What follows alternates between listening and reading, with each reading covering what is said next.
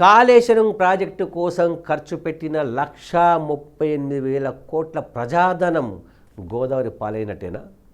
So national dam authority అధికారులు చెప్తున్న విధానం ప్రకారం, అంటే డ్యామ్ సేఫ్టీ అధికారులు క్లియర్గా అక్కడ సర్వేలు చేయడం జరిగింది. కాళేశ్వరం ప్రాజెక్టులో మేడిగడ్డ బ్యారేజ్లో ఫిల్లర్స్ కుంగిపోవడం జరిగింది. ఆ ఫిల్లర్స్ విషయంలో రాష్ట్ర ప్రభుత్వంతో పాటు నేషనల్ డ్యామ్ సేఫ్టీ అథారిటీ అధికారులు కూడా అక్కడ వచ్చి విచారణ జరిపారు, సర్వే చేశారు. సో ఇక్కడ పీసీ ఘోష్ అని కూడా ప్రత్యేకంగా ఒక కమిటీకి జడ్జిని వేశారు. ఆ కమిటీ చైర్మన్ కూడా ఈ కాళేశ్వరం ప్రాజెక్టును పరిశీలించారు. సో మేడిగడ్డతో పాటు అన్నారం, సుందిల్లా బ్యారేజీలు కూడా పనికి రావు. ఎక్కడక్కడ 3 బ్యారేజీల్లో చుక్క నీటిని కూడా నిలపకూడదు. చుక్క నీటిని నిలపకూడదు అనుకున్నప్పుడు బ్యారేజీలు ఎందుకు అనేది క్వశ్చన్ వస్తుంది. ఎందుకంటే బ్యారేజీలు ఎప్పుడు కడతారు? నీటిని నిల్వ చేసేందుకే బ్యారేజీలు కడతారు. మనం చూస్తున్నాం ఇక్కడ ప్రధానమైనవి నాగార్జున సాగర్, శ్రీశైలం, శ్రీరామ్ సాగర్, ఇట్లా చాలా ప్రాజెక్టులు ఉన్నాయి మన దగ్గర ఉన్న ప్రాజెక్టులు. సో వీటన్నిటి ఎందుకు కట్టారు? వర్షాకాలం వచ్చినప్పుడు నీటిని నింపుకోవడం, నిల్వ చేసుకోవడం, ఆ తర్వాత సాగునీటి కోసం, తాగునీటి కోసం అవసరాన్ని బట్టి రిలీజ్ చేయడం, ఇది ఉద్దేశం. సో కాళేశ్వరం ప్రాజెక్టు కూడా కట్టింది దానికోసమే. అందులో మేడిగడ్డ, అన్నారం, సుందిరా 3 బ్యారేజ్ని పెట్టారు. సో ప్రజెంట్ మేడిగడ్డ ఇష్యూ అందరికీ తెలిసిందే.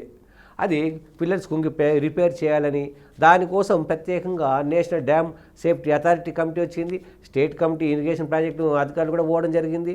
సో ఇక్కడ అక్రమాలు జరిగాయి దాని విషయంలో ఒక కమిటీని నివేదిక కూడా ఇవ్వమని చెప్పి జడ్జి ఘోష్ని కూడా ఏర్పాటు చేయడం జరిగింది. సో ఇక్కడ చూస్తుంటే నేషనల్ డ్యామ్ సేఫ్టీ అథారిటీ అధికారులు ఇచ్చిన సూచన ప్రకారం 3 డ్యామ్లలో కూడా చుక్కాన్ని నిలుపకూడదు.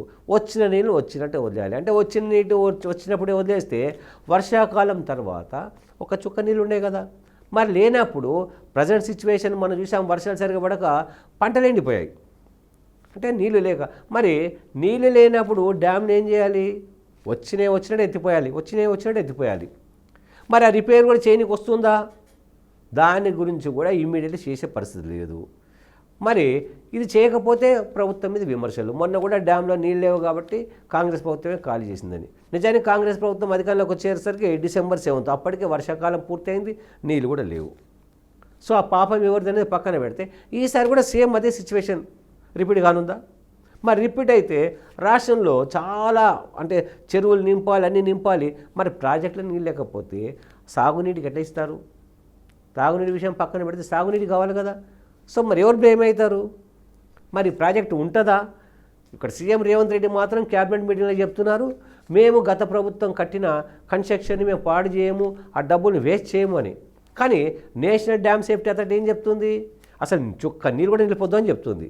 మరి చుక్క నీళ్ళు నిలిపోయినప్పుడు ఆ ప్రాజెక్ట్ని ఎట్లా వాడుకుంటారు? వాడుకునే అవకాశం లేనప్పుడు ప్రాజెక్టు మరి కూల్చేస్తారా? మరి ఇప్పుడు ఏం చేయలేని ఉంది. కాబట్టి ప్రభుత్వం ఇక్కడ ముసులో గుదులాట కాకుండా ఓపెన్గా ప్రజలకు వివరిస్తే బాగుంటుంది. కూలిస్తారా, కంటిన్యూ చేస్తారా, ఇది తేలాల్సి ఉంది. మరి ఈ వర్షాకాలం ఆల్రెడీ వారం రోజులు లేదు స్టార్ట్ కావడానికి. వర్షాకాలం నుంచి నీళ్ళు ఆపాలి. అసలు అక్కడ రిపేరే కాలేదు. ఎల్ఎన్టీ వాళ్ళు ఇంతవరకు కూడా లేదా రిపేర్ చేయలేదు. ఫ్రీగా మేము చేయం, మా టైం అయిపోయింది, ఆ పరిమితి అయిపోయింది కాబట్టి మేము డబ్బులు ఇస్తేనే చేస్తాం, 2,000 కోట్లు 5,000 కోట్లు అని వాళ్ళు అడుగుతున్నారు. వర్షాకాలం స్టార్ట్ అయిపోయిన తర్వాత మధ్యన వర్క్ ఆపేస్తే అదో డిస్టర్బెన్సు. సో మరి వర్షాకాలంలో నీళ్ళు ఆపుతారా, లేదంటే రిపేర్ చేస్తారా? మరి చేయకపోతే ప్రాజెక్టు కూల్చేస్తారా? ఇదంతా కూడా ప్రభుత్వం తేల్చాలి. సో దీని తర్వాత విషయం అవినీతి జరిగిందా లేదా అనేదాన్ని సపరేట్గా కమిటీ ఎంక్వైరీ చేస్తుంది, అది వేరే విషయం. కానీ ప్రాజెక్టు పరిస్థితి ఏంటి అనేది పూర్తిగా క్లియర్గా కావాల్సిన అవసరం ఉంది. సో ప్రజలు కూడా దీనికోసం తెలుసుకోవాలనుకుంటున్నారు కాబట్టి ప్రభుత్వం పూర్తి స్థాయిలో వివరాలు వెల్లడిస్తే బాగుంటుంది.